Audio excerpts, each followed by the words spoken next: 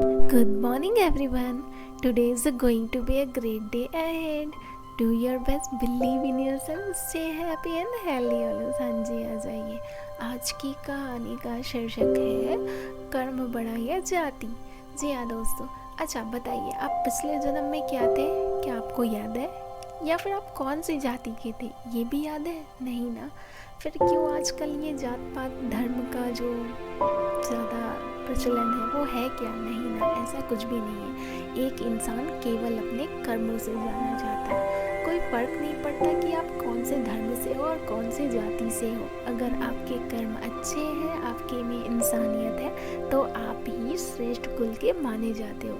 जी हाँ दोस्तों, आज की एक छोटी सी कहानी यही सिखाती है। चलिए कहानी स्टार्ट करते हैं। जब रावण जी का अहंकार जागता है तो वो सोचने लगते हैं कि ब्रह्मा के 4 और शंकर के 5 सिर मिल जाए तो भी वो कुल 9 सिर ही बनेंगे, और मेरे तो 10 सिर हैं। अब 9 और 10 का झगड़ा बड़ा पुराना है। आप 9 और 10 का अर्थ जानते होंगे। भगवान राम से जब सबरी माता ने कहा कि प्रभु मैं तो नीच जाति की हूँ, इस पर श्री राम जी बोले मुझे जाति से क्या लेना है। और उस समय प्रभु ने 10 वस्तुओं का खंडन किया और 9 का समर्थन किया।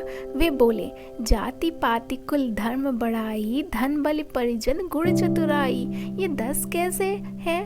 और इसके तुरंत बाद कहते हैं 9 धा भक्ति कहूँ तो ही पाही। तो यह कहाँ विचरित विरोधाभास नहीं है? 10 व्यर्थ है और 9 ठीक है। क्या तात्पर्य है? भगवान राम की दृष्टि से 10 बड़ा क्यों नहीं है? वो मानो कहते हैं कि भले ही एक संसार के स्थूल दृष्टि वाला व्यक्ति भी 9 को ही बड़ा मानता है। आपका साधारण गणित की दृष्टि से अगर आप देखते हैं, अगर आप अतरंग बैठकर विचार करें तो 9 ही बड़ा मालूम पड़ेगा।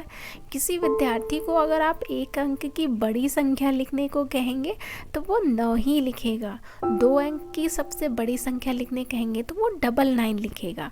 अब बड़े की बात आएगी तो 9 ही लिखा जाएगा, 10 नहीं। फिर अंक तो बस 9 ही तक है, तब ये 10 क्यों? एक मानो सबके कम दाम वाले अंक ने शून्य मानो जिसका कोई दाम ही नहीं, उससे समझौता किया कि चलो हम दोनों मिलकर 9 को हरा दे।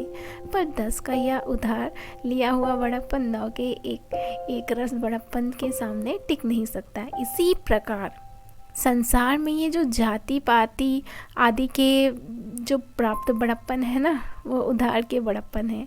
जी हाँ दोस्तों, यह कितनी देर रहेंगे? इस जन्म में आपकी एक जाति में जन्म लिया, पिछली जन्म में किस जाति के थे, क्या आपको याद है? नहीं ना। तो ये सब कहने वाली बातें हैं। इंसान सिर्फ कर्म से बड़ा होता है। तो आपने एक कहानी सुनी भी होगी जगन्नाथ महाप्रभु की, जहाँ पे उन्होंने छोटी जाति का खंडन भी किया था। उन्होंने कहा था कि आप किसी भी जाति की हो, भक्ति का अधिकार सभी को है। जो सच्चे मन से भगवान को मानता है, अच्छे कर्म करता है, वही श्रेष्ठ कुल का माना जाता है। ओके, सो ये थी आज की छोटी सी कहानी।